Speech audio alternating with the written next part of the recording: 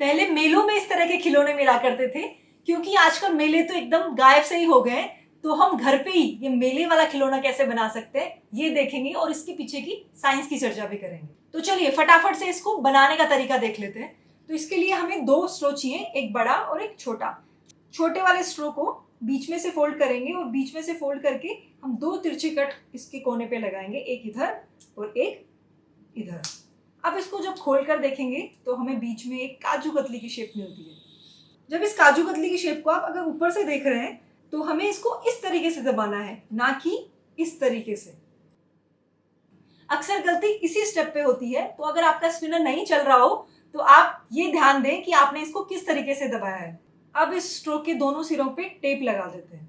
ऐसे दबाया और इधर टेप लगा दी और दूसरी तरफ भी ऐसे टेप लगा दी।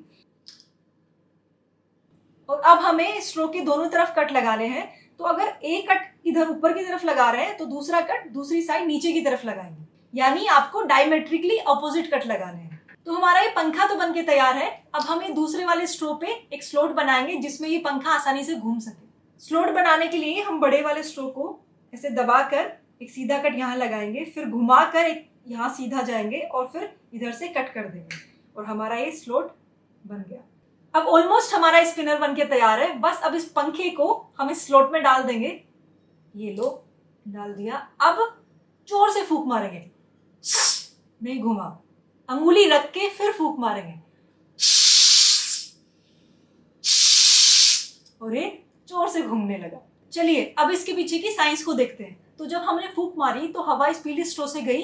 क्योंकि हमने इसको आगे से बंद करके रखा हुआ है तो हवा जो ये पंखा है हमारा, इसकी दोनों डायरेक्शंस में गई, इधर भी और उधर भी।